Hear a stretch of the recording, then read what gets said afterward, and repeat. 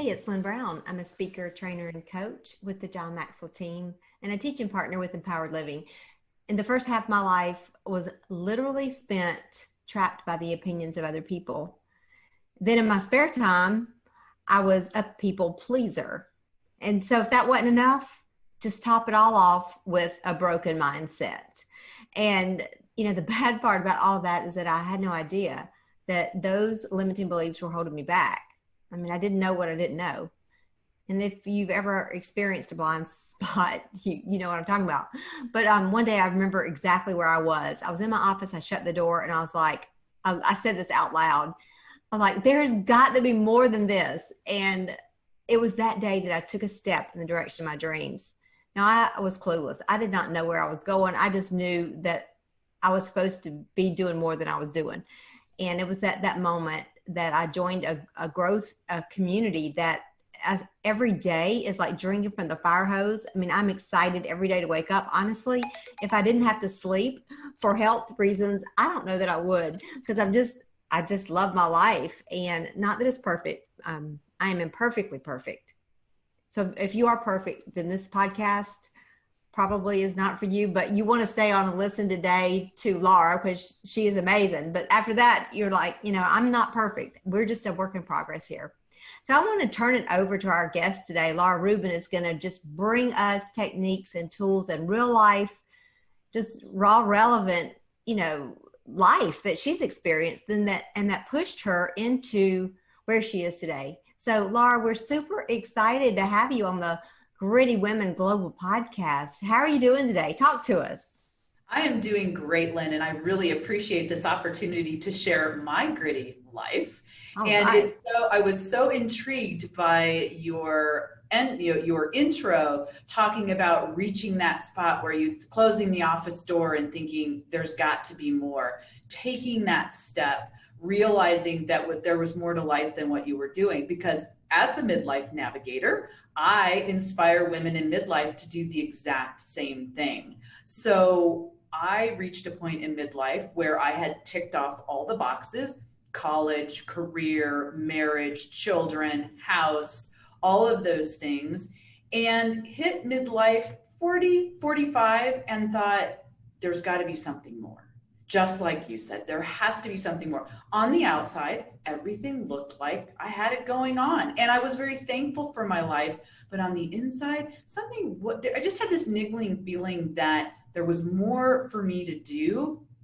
I didn't know what that was. I was a serial entrepreneur. I had jumped from working in the corporate world to working for myself, back to the corporate world. And in doing all of that, I was doing jobs that I was good at, but didn't necessarily fulfill me. Like you said, I didn't get up every morning excited about the day and what I was going to do. So I went on the journey to discover exactly who I was, what mattered to me, and I decided to take my life back and live it on my terms and do the things that I loved. And in doing that, in this research, I realized that in midlife, I was not the only woman that felt like this. And I would meet women and get so excited about the journey that I was on and the possibilities that were available at midlife, because this is not our mother's midlife. This is our midlife, and we're in a completely different place. And there was so much possibility if we would just step out of our comfort zone and take life by the horns and start living it on our terms. And I started sharing what I was learning with other women, and they got excited as well. And I realized that just the sharing and the aha moments that these women were having lit me up. And I realized I had found my calling, that I'm here to change society's negative stigma on midlife and to really help women see that they're not too old. It's not too late. There's still plenty of time to live life on their terms and to do so. And it's our chance to live life on our terms. Wow. That is so true. And I think right now we've all been just given this opportunity for this major pivot, this reset. We've been for going on 4 months now of this global snow day or whatever you want to call it, where we were just sent home, and it forced us to think. And I know some people have just opted just for Netflix 24/7 and ice cream, but I think the majority of people have spent some time thinking here. But I think that what you're doing right now with just being a place for women to reach up to is so crucial, because yes, they're thinking, but they don't really know what their options are. And some of them can't even, the stories that they've heard, the messaging that has been playing in their minds for so long it's just got them stuck there. And they believe the reality that they're seeing. And I know there are women, today, our listeners today, that are thinking, wow, I need to really think deeper into this. I would agree with you 100%. And I like your analogy. I love the global snow day. So accurate. And you're right. You have a choice. We all have had a choice in this time period. Do we pull out the ice cream and binge on Netflix? Or, to me, this is a great opportunity to really, things have been stripped away, and it's our chance to look at what works, what doesn't work. It's our chance to change what we say yes to, what we say no to, and to really understand who we are and what matters to us. And when we realize that, you're right, it can feel overwhelming, because it requires us to step out of our comfort zone, and we don't know where to go. So as the navigator, that's my job, is to come alongside you and come alongside my clients and help them discover, what are their strengths? What are their core values? What lights them up? And we start the process actually by stripping everything away and focusing on self-care and self-awareness. When you run the rat race and you live in autopilot, you get to the point where you don't know what's important to you and what's not. It's the shoulds, or the things that you've done all your life that, well, that's what society says makes for a perfect life, or that's what my friends are doing, so I'm going to do it too, because we're not, as you said, we're not modeled what our possibilities are and what the new era, what I would call, of midlife is. And so we start with self-care, with understanding what our likes are, what we don't like. There's just as much information in figuring out what we don't like as there is in figuring out what we do like. We start paying attention to the world around us, slowing down just a little bit. And, we can incorporate meditation, you can incorporate journaling, or it's just a matter of stepping out your front door and going, what a beautiful tree, what a beautiful day. Those as simple as that, is just getting off autopilot and out of the hamster wheel to start recognizing what's going on around you. And then we start looking at core values, strengths, skills. What are the things that really light you up? And we take all of that information and start determining what's the roadmap to the life that you want to live. Wow, I love that. And I think the values piece is so crucial. And I think that there are so many people that are out of touch with their true values and their true purpose. There's just so much noise.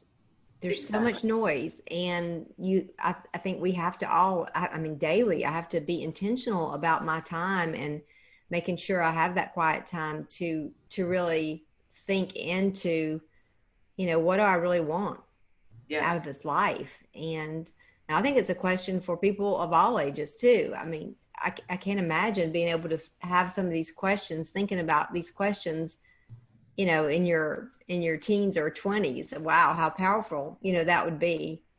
But I think that we can. I actually have thought the exact same thing. If someone had asked me these questions, because what I help women with is viable if you're 20, viable when you're 30. I just happen to, talk with women in midlife because that's my demographic. Right. But these questions and this work that I do is just as valuable if you're 20 and 30, but you're in a different stage. At 20, you're climbing the corporate ladder. At 30, you're raising your children. It's not until we hit 40 that things kind of back off just a little bit, that we're at a place, I think, to really stop long enough and go, something's wrong. Or this isn't quite right. It may not be wrong, but something's not quite right. But Right. time up until then was just spent, go, go, go, next, next, next. Right. That's right. What has been your biggest pivot? And I know that just deciding to go this route was a huge pivot, but was there was there a growth journey that you started, or was there a book that you read, or somebody that mentored you, or what really made you take that next step? For me, it was finally deciding that I lost my job. And so here I was at a crossroads as to, do I just go back and find another job or work for myself doing things that I'm good at? Or do I really make the leap and try to discover what is really important to me? And that required me to, figure out my purpose, my passion, my core values. If you had asked me what my core values were, I would have thought, being joyful, I might have named off a few things, but I couldn't have told you it's being joyful because X, Y, and Z. It's, providing unbelievable experiences for others because of X, Y, and Z. I would have kind of had an idea, but I couldn't have really specifically told you what they were and why. So there was a lot of whys, figuring out why this, why that. So the real pivot point for me was losing my job and then making the decision that I'm not going to go back to the way it was, because I would hit like 3 years and get bored. And I don't want to do that anymore. I just am tired of that. So went out to the internet, did like all people do, started Googling it, figuring out, finding things. And there's a lot of great information out there, but not a lot of great information geared toward this stage in life. And so I had to assimilate what I was listening or reading and learning and put it in context for me. And that's when I realized that there were other women that could use this information. And along the way, I've had mentors, I've had business coaches, I've had just friends and people, because you can't do this alone. You certainly cannot do it alone. You can start the process. And that was one of the decisions that I made as well, was I was great at research and starting the process, but then I'd hit a point where I wouldn't know which way to turn, and then I'd fizzle out and I'd just go back to what was easy. So that was kind of the point where it was like make or break. Do I take that step over the threshold, or do I stay within that doorway and just go left or right instead of forward and out the door? So when I hit that point, or I felt like I was getting there, it was like, okay, time to hire someone or have someone come alongside me that can really push me through that door a little bit and then hold my hand once I was out there. That's right. That's awesome. And I think, now that you are aligned with your value, your values are aligned with your purpose, we don't hit the brick wall. We don't hit the burnout. When we're lined up with our values, we are passionate about what we do. There are no days that we dread doing what we do. There are going to be days that we might be tired, but we love what we do because it's lined up with who we are. And every question that you're asked, or every decision that you come up against, if you don't know which way to go, you pull out those core values. They're your guide. They're your guidepost. One of the other things that I do with my clients is we create a midlife manifesto, which are like 8 to 10 statements of how my clients want to live their lives.